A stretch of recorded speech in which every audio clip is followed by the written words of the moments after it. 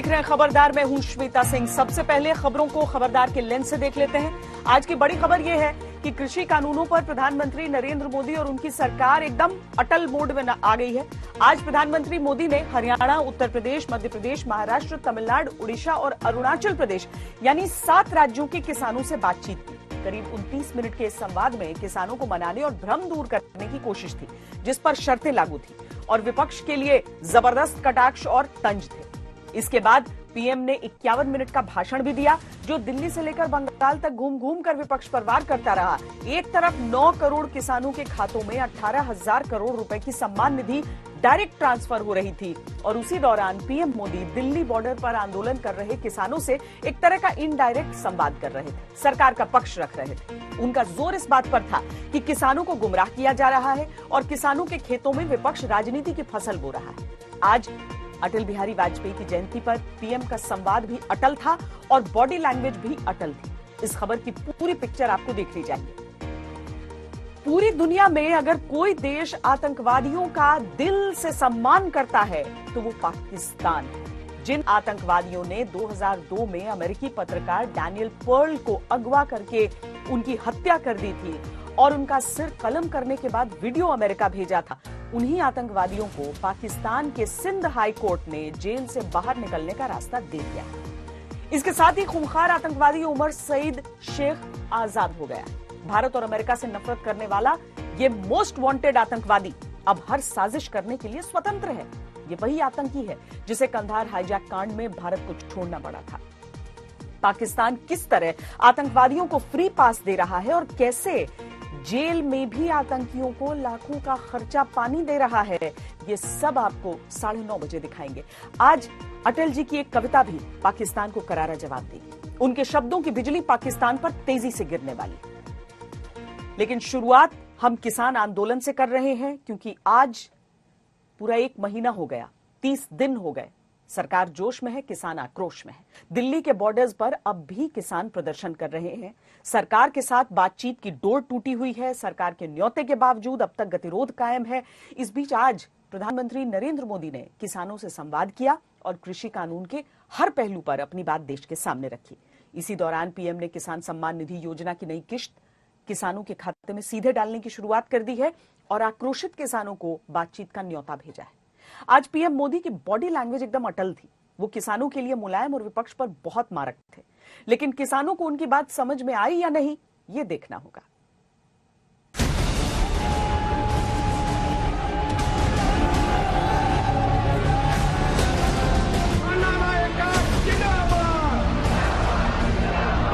जो आप दोगली नीति लेकर के चल रहे हैं।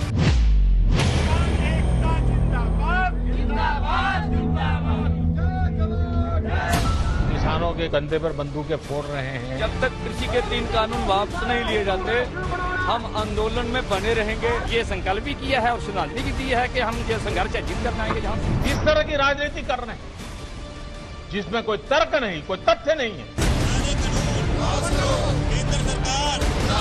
राजनीतिक मैदान में खुद के जिंदा रहने की जड़ी बूटी खोज रहे हैं।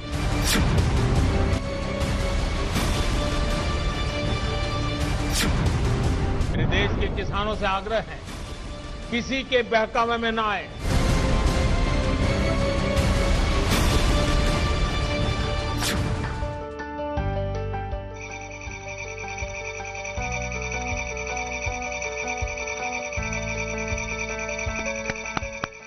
प्रधानमंत्री नरेंद्र मोदी के हाव भाव, शब्द और तंज से एक बात शीशे की तरह साफ हो गई कि कृषि कानूनों को लेकर उनका इरादा अटल है। बस किसानों के आशीर्वाद बने रहे ताकि हम देश के किसानों का कल्याण करते रहें। संवाद तो हो सकता है, लेकिन पीछे हटने का तो सवाल ही नहीं उठता। आंदोलन के 30वें दिन प्रधानमंत्री ने किसानों से संवाद किया और सरकार के स्टैंड पर अब तक के सारे भ्रम दूर कर दिए। क्या वो कंपनी वो आपसे जिंजर ही ले जाती है कि जमीन भी उठा के ले जाती है? फिनिशिंग प्रोडक्ट को ले जाने का एग्रीमेंट किया है, जमीन को नहीं। ना तो कृषि कानून में कोई बदलाव मंजूर है, ना ही सरकार अपनी खींची हुई लकीर मिटाने को राजी है। देश भर में बढ़ते हुए किसानों के आक्रोश को कम करने के लिए सरकार ने अलग से रास्ता निकाल लिया। इसमें संवाद भी है और सौगात भी। प्रधानमंत्री ने अन्नदाताओं के लिए खजाना खोला और किसान सम्मान निधि के तहत 9 करोड़ किसानों के खातों में 18,000 करोड़ रुपए सीधे ट्रांसफर कर दिए।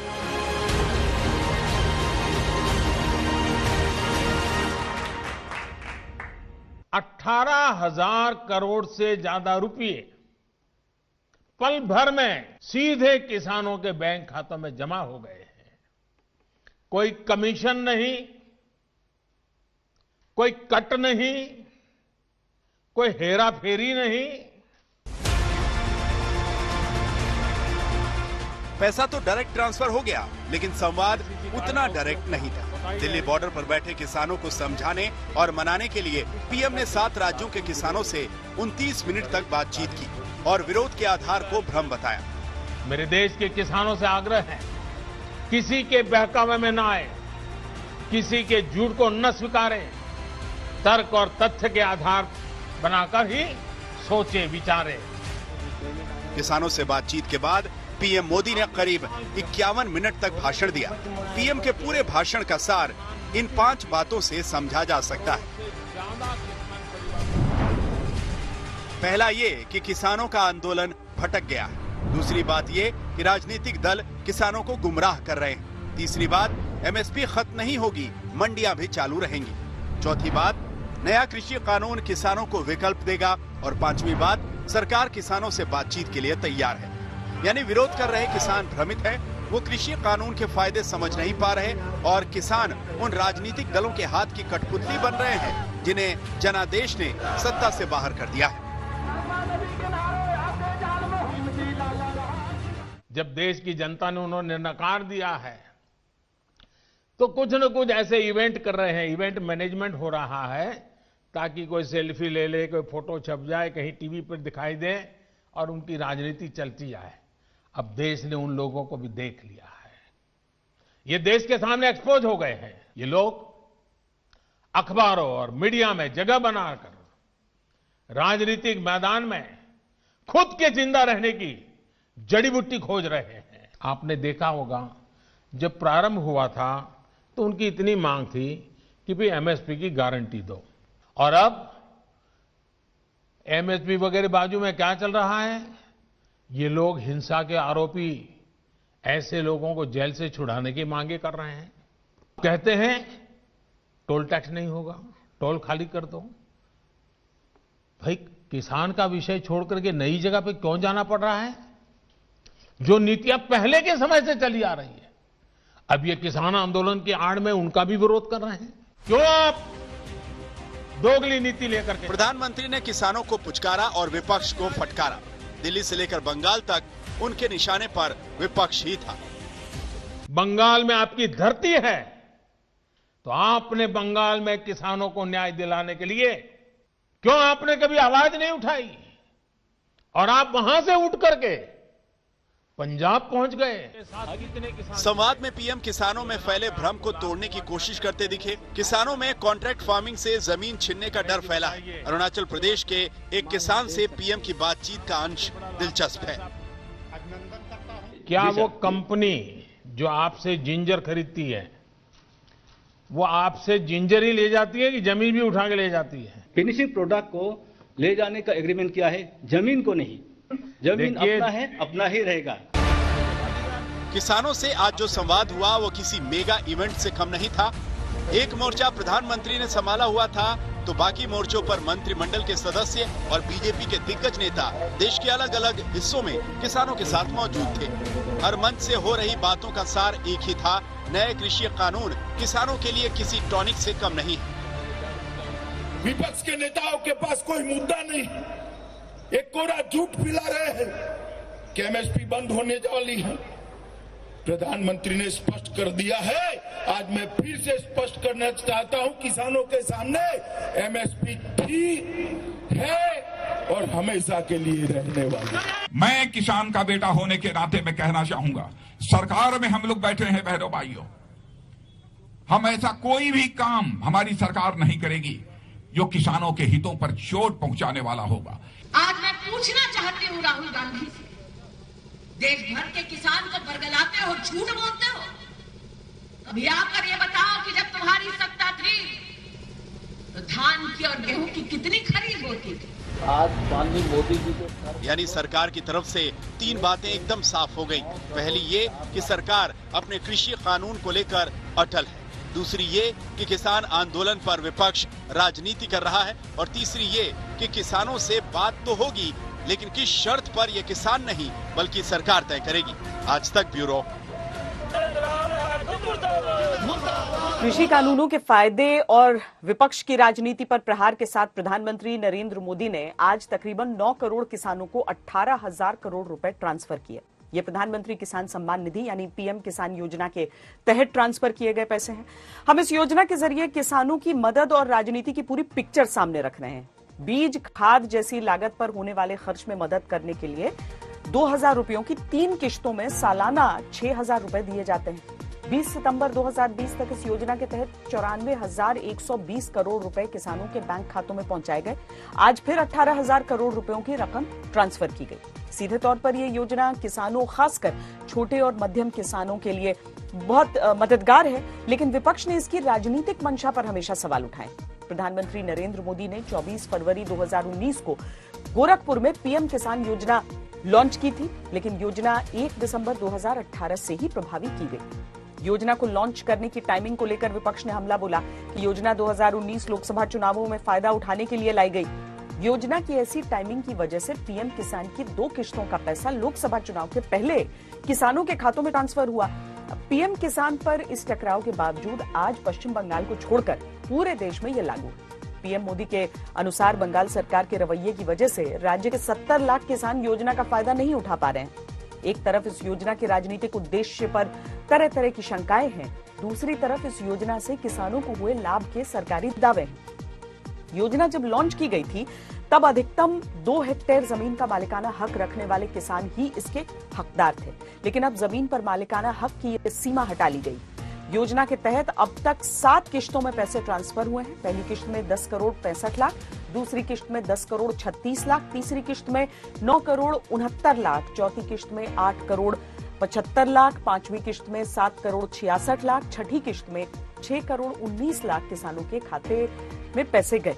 आज 7वीं किश्त में 9 करोड़ किसानों के लिए पैसे ट्रांसफर हुए। आप सोच रहे होंगे कि पहले की किश्तों से लाभार्थी किसानों की संख्या घटती क्यों दिख रही है। इसकी वजह यह है कि कई बार बैंक खातों में किसी चूक या बदलाव की वजह से पेमेंट्स फेल भी हुए। इसीलिए कई किसान ऐसे भी होंगे जिनकी पेमेंट्स अभी पेंडिंग होंगी, जो समय के साथ उनके खातों में आएंगी। पीएम किसान योजना को मोदी सरकार अपनी बड़ी उपलब्धि बताती है। जाहिर तौर पर कृषि कानूनों पर जब सरकार को घेरने की कोशिश हो रही है, तब सरकार ने इस योजना को अपने ब्रह्मास्त्र के तौर पर सामने रखा है। एक तरफ सरकार बातचीत की पेशकश कर रही है, दूसरी तरफ किसान कानून में कोई बदलाव न करने का संदेश पीएम भी दे रहे हैं और सरकार के मंत्री भी। सरकार और किसानों के बीच डेडलॉक की सबसे बड़ी वजह यही है। किसानों की मांग है कि बातचीत कृषि कानूनों को वापस लेने पर होनी चाहिए, न कि आधे अधूरे संशोधन पर। इस बीच किसानों का प्रदर्शन आज तेज हो गया। किसानों ने हरियाणा के तमाम टोल बूथ को फ्री कर दिया। किसानों का दिल्ली कूच लगातार जारी है। वहीं बीजेपी की किसान पंचायत खत्म हुई तो विपक्ष राशन पानी लेकर मोदी सरकार पर चढ़ गया। पीएम के एक एक आरोप का किसान भी जवाब दे रहे हैं और विपक्ष भी। पीएम मोदी, सीएम योगी, कैसे बड़े बड़े ऐलान, फिर क्यों जाती हमारी जान। 14 दिन माँ पैसा आई है, ऐसा किराए ऐलान, उनके कहाँ गए फरमान। अन्नदाताओं में जितना आक्रोश है उतना ही दुख है। सरकार ने उन्हें सड़क पर छोड़ दिया। 30 दिन हो गए, कोई हल नहीं। हट इधर भी है तो उधर भी।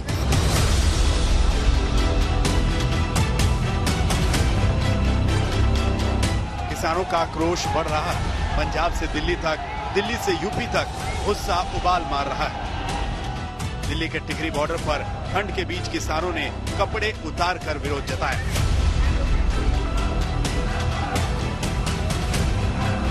तो पंजाब के फजीलका का एक किसान अपने जिस्म पर जंजीरें और ताले बांधकर विरोध प्रदर्शन कर रहा था।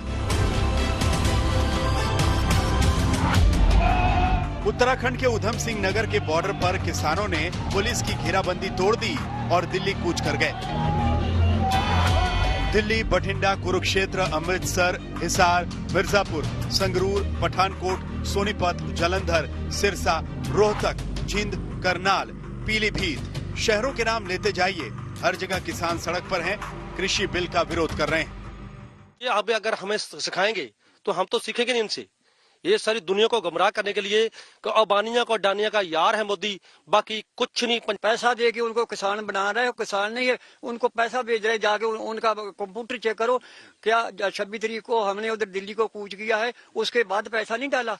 अगर प्रधानमंत्री गंभीरता को समझते हुए इस मसले को निपटाना चाहते हैं तो एक दिन में खत्म हो जाएगी। समस्या का समाधान तो बहुत ही साधारण है। मोदी जो है एक डिक्टेटरशिप में आ रहा है, इसको इतना नहीं पता अभी हमने बैठाया था और हम ही उतारेंगे इसको नीचे।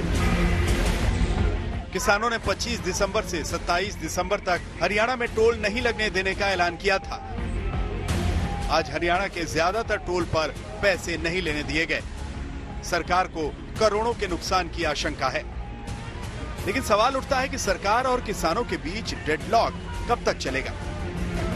क्या प्रधानमंत्री की अपील का कोई असर होगा? क्या किसानों के खाते में पैसे डालने से किसान मान जाएंगे?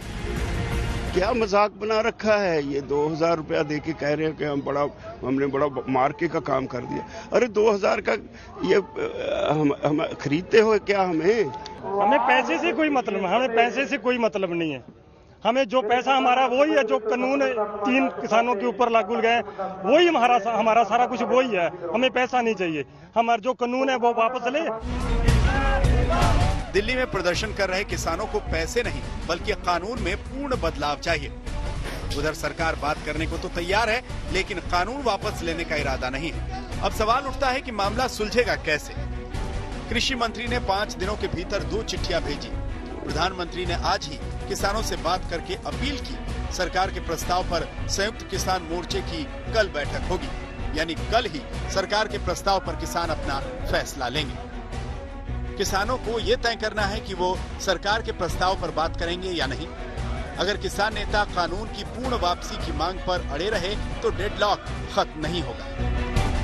इधर विपक्ष ने सरकार पर आज फिर मोर्चा खोला और आरोप लगाए कि सरकार जानबूझकर किसानों को थका रही है। ये लड़ाई राजनीतिक नहीं, ये लड़ाई कांग्रेस बनाम भाजपा नहीं, ये लड़ाई विपक्ष बनाम सत्ता पक्ष नहीं।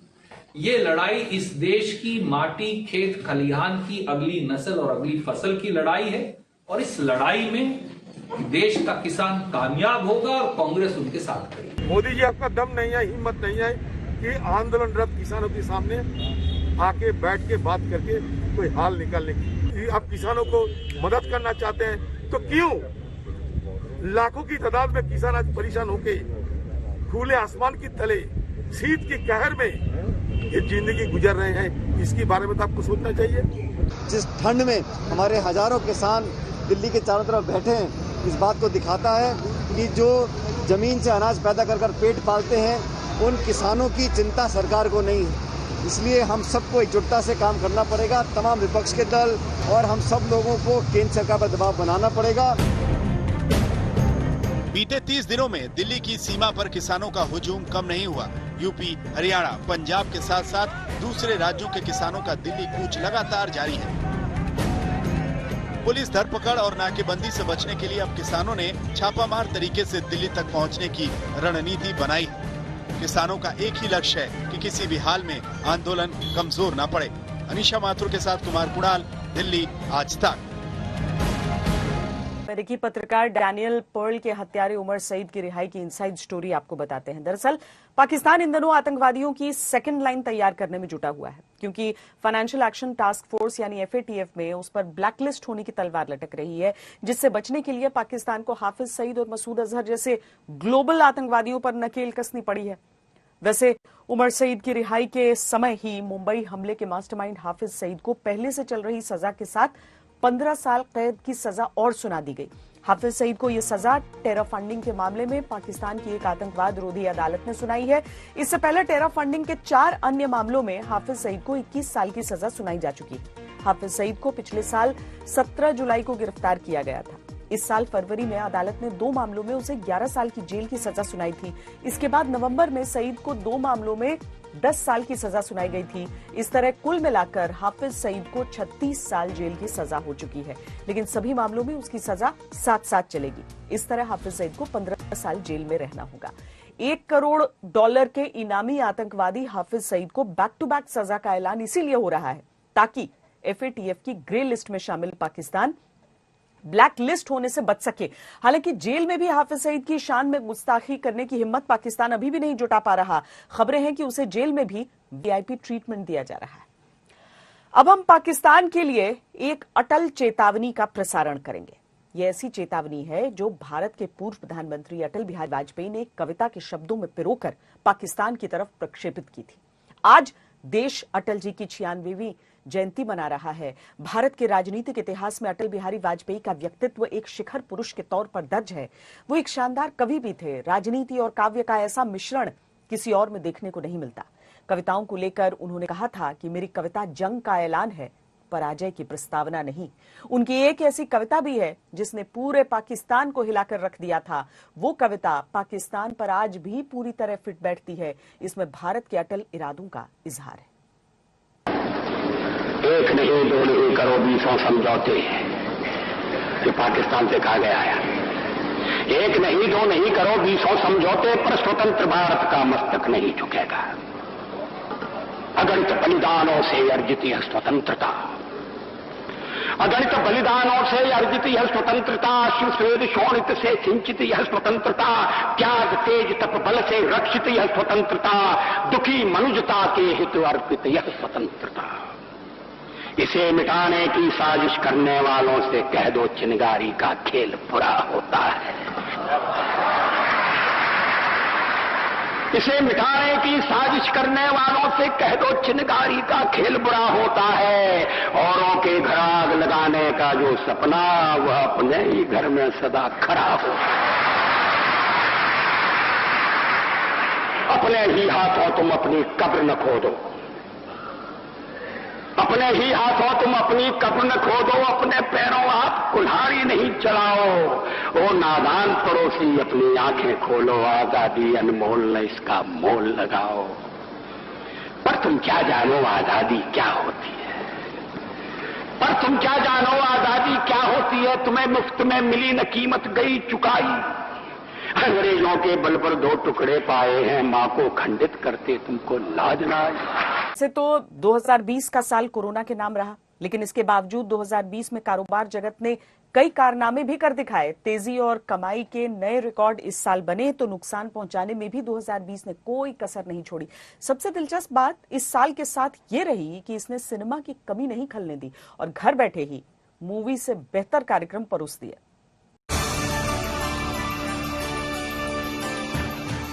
कारोबार जगत में कोरोना काल यानी 2020 ने काफी उथल पुथल मचाई है। सबसे बड़ी मंदी का सामना करने के बाद वापसी का जो जज्बा देश के लोगों की खर्च करने की ताकत के दम पर कारोबार जगत ने दिखाया, वो काबिले तारीफ है। वैसे तो ये दौर नुकसान का था, लेकिन पैसा कमाने में भारतीय कारोबारियों का दबदबा पूरी दुनिया ने देखा। कंसल्टिंग फर्म PwC और स्विस बैंक UBC की एक स्टडी के मुताबिक इस साल करीब 2000 अरबपतियों ने $10 ट्रिलियन से ज्यादा रकम जोड़ी। इनमें भारत के दूसरे सबसे बड़े अमीर शख्स अडानी की नेट वर्थ इस साल 3 गुनी हो गई है। हुरुन इंडिया रिच लिस्ट 2020 के मुताबिक गौतम अडानी की कुल संपत्ति 48% बढ़कर 1,40,200 करोड़ हो गई है। वहीं एशिया के सबसे अमीर आदमी मुकेश अंबानी ने मार्च में लॉकडाउन के बाद से हर 60 मिनट में 90 करोड़ रुपए कमाए हैं। रिलायंस इंडस्ट्रीज का मार्केट कैप 10 लाख करोड़ को पार कर गया है और इस साल उनकी संपत्ति 73% बढ़कर 6,58,400 करोड़ हो गई है। कोरोना के असर से सीरम इंस्टीट्यूट ऑफ इंडिया के साइरस पूनावाला पहली बार टॉप 10 में एंट्री करके सीधे 6ठे नंबर पर आ गए हैं। इन अमीरों की दौलत बढ़ने के बावजूद ब्रांड्स के मामले में दुनिया के टॉप देशों में शुमार भारत समेत सभी देशों की ब्रांड वैल्यू कोरोना काल में घटी है। अमेरिका की ब्रांड वैल्यू 14.5% घटी है, चीन की 3.7%, जापान की 6%, जर्मनी की 21.5%, ब्रिटेन की 14%, फ्रांस की 13%, भारत की 20.8%, कनाडा की 13%, इटली की 15.8% और दक्षिण कोरिया की ब्रांड वैल्यू 20.6% घटी है। अगर कंपनियों की ब्रांडिंग की बात करें तो फिर मोबाइल फोन के मामले में इस साल भारत में जो टॉप 5 ब्रांड्स रहे हैं उनमें पहले नंबर पर 24% हिस्सेदारी के साथ सैमसंग रहा, शाओमी 23% के साथ दूसरे नंबर पर, वीवो 16% के साथ तीसरे नंबर पर, रियलमी 15% के साथ चौथे नंबर पर और ओप्पो 10% हिस्सेदारी के साथ 5वें स्थान पर रहा। कोरोना काल में वर्क फ्रॉम होम और ऑनलाइन क्लासेस ने जिस तरीके से वर्चुअल जगत से दुनिया को रूबरू कराया, उससे भी मोबाइल की बिक्री में इस बार तेजी आई है। टॉप 10 कारों के मामले में कार बाजार के महाराजा का ताज हर बार की तरह इस बार भी मारुति के कब्जे में रहा। सबसे ज्यादा बिकने वाली 10 में से 7 कारें मारुति सुजुकी की हैं और स्विफ्ट सबसे ज्यादा बिकने वाली कार है। फिल्मों के मामले में तो 2020 एकदम फ्लॉप साबित हुआ।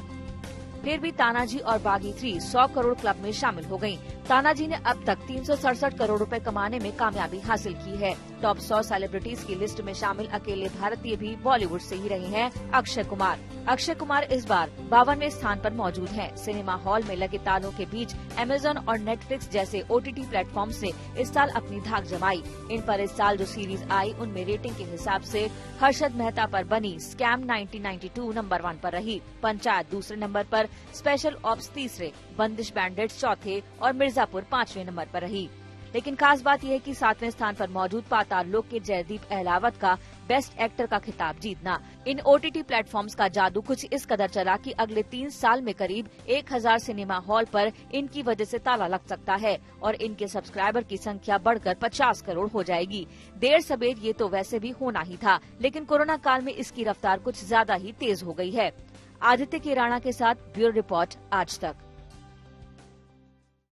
अगले साल से सामाजिक सुरक्षा बढ़ाने के मकसद से सरकार वेज बिल लाने की योजना बना रही है। इसके आने से PF और ग्रेच्युटी में ज्यादा रकम जमा होगी और इन हैंड सैलरी कम हो जाएगी। अब उद्योग संगठन मांग कर रहे हैं कि कोरोना काल में सरकार को यह फैसला लागू करने का जोखिम नहीं लेना चाहिए।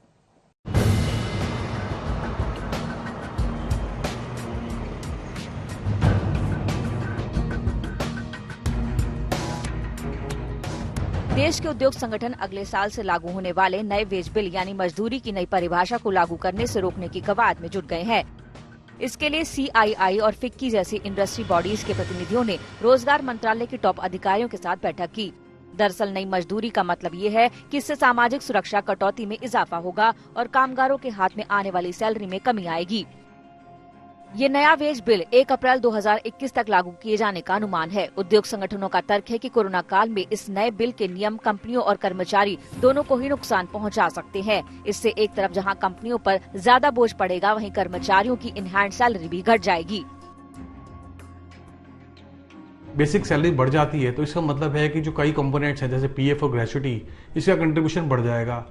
अब अगर हम एम्प्लॉय के पॉइंट ऑफ व्यू से देखेंगे तो क्या होगा कि एम्प्लॉय का PF कंट्रीब्यूशन बढ़ जाएगा। PF कंट्रीब्यूशन बढ़ेगा तो उसकी टेक होम सैलरी कम हो जाएगी। सिमिलरली एम्प्लॉयर के पॉइंट ऑफ व्यू से क्या होगा, अगर उसका बेसिक सैलरी एम्प्लॉय की ज्यादा है तो उसका जो PF कंट्रीब्यूशन एम्प्लॉयर का और साथ में ग्रेच्युटी, ये दोनों बढ़ जाएंगे। अब इससे क्या होगा, एक तो एम्प्लॉय को कम सैलरी मिलेगी और एम्प्लॉयर का आउटफ्लो बढ़ जाएगा। सरकार के नए वेज बिल जैसे अगले साल अप्रैल से लागू करने की तैयारी है। इसके तहत किसी भी कर्मचारी को मिलने वाला अलाउंस कुल सैलरी के 50% से ज्यादा नहीं हो सकता। इसका मतलब ये है कि बेसिक सैलरी 50% या उससे ज्यादा हो सकती है, क्योंकि PF बेसिक सैलरी के आधार पर ही कैलकुलेट किया जाता है। सो उसमें अब कंपनी और कर्मचारी दोनों का ही योगदान बढ़ जाएगा। इसके बढ़ने से कर्मचारियों की टेक होम सैलरी घटेगी और कंपनी का वित्तीय बोझ बढ़ेगा। इसके साथ ही ज्यादा बेसिक सैलरी का मतलब है कि ग्रेच्युटी की रकम भी पहले से ज्यादा होगी और ये पहले के मुकाबले 1 से 1.5 गुना ज्यादा हो सकती है। फिलहाल जारी सिस्टम के तहत बड़ी संख्या में कंपनियां सामाजिक सुरक्षा योगदान को कम करने के लिए सैलरी को कई हिस्सों में बांट देती है। इससे कर्मचारियों के साथ साथ उन्हें भी मदद मिलती है। कंपनियां PF को घटा देती हैं, जिससे कामगारों की टेक होम सैलरी बढ़ जाती है। वैसे उद्योग जगत इस बात से सहमत है कि इससे कामगारों को सामाजिक सुरक्षा का फायदा मिलेगा, लेकिन मौजूदा आर्थिक मंदी के चलते इसे अभी लागू करने के पक्ष में वो नहीं है। अब बहुत सारी इंडस्ट्री एसोसिएशंस की ये रिक्वेस्ट है गवर्नमेंट से कि इसको डेफर कर दिया जाए। अभी डेफर इसलिए करना चाहते हैं लोग कि क्योंकि क्या है कि एक तो अभी इकोनॉमी रिकवरी मोड में है और कोविड का इम्पैक्ट अभी धीरे धीरे कम हो रहा है। अभी इकोनॉमी पूरी तरह रिकवर नहीं हुई है। अगर इसको 1 अप्रैल 2021 से लागू कर दिया जाएगा तो जो अभी इकोनॉमी रिकवर हो रही है और जो एम्प्लॉयज और जो एम्प्लॉयर हैं धीरे धीरे अभी जो इकोनॉमी को रिकवर कर रहे हैं और इसको ट्रैक पे लेकर आ रहे हैं, तो उसको थोड़ा सा इम्पैक्ट पड़ेगा। तो इसलिए इंडस्ट्री एसोसिएशन कहते हैं इसको थोड़ा सा डेफर कर दिया जाए ताकि इकोनॉमी जब रिकवर हो जाए तो उसके बाद इसको लागू कर दिया जाए। उससे क्या होगा, एम्प्लॉयर को भी बेनिफिट होगा और एम्प्लॉय को भी थोड़ा संभलने का मौका मिल जाएगा। बड़ी कंपनियों में ऊंची सैलरी वाले कर्मचारियों की सैलरी स्ट्रक्चर में अक्सर अलाउंस का हिस्सा 70 से 80% होता है। अप्रैल के बाद अगर सैलरी स्ट्रक्चर बदला तो उसमें अलाउंस का हिस्सा घट जाएगा। ज्यादातर कंपनियों का ग्रॉस और बेसिक सैलरी का अनुपात 30 से 50% है। इससे कंपनियों का सैलरी पर होने वाला खर्च भी 10 से 12% तक बढ़ सकता है। ऐसे में कंपनियां कर्मचारियों की सैलरी स्ट्रक्चर में बदलाव करने के तरीके तलाश रही हैं, जिससे उनकी बैलेंस शीट पर कम से कम बोझ पड़े, लेकिन इसके लिए भी वो मौजूदा हालात को सही नहीं मानती हैं। अब सरकार कंपनियों की सलाह पर क्या फैसला करती है ये तो आने वाला वक्त ही बताएगा। लेकिन अभी ये बदलाव होगा तो आपकी कुल कमाई में बदलाव हो या ना हो, लेकिन रिटायरमेंट के वक्त आपके हाथ में मोटी रकम देने का रास्ता साफ हो जाएगा। आदित्य के राणा के साथ आज तक ब्यूरो। खबरदार में आज के लिए इतना ही। देश और दुनिया की बाकी खबरों के लिए आप देखते रहिए आज तक।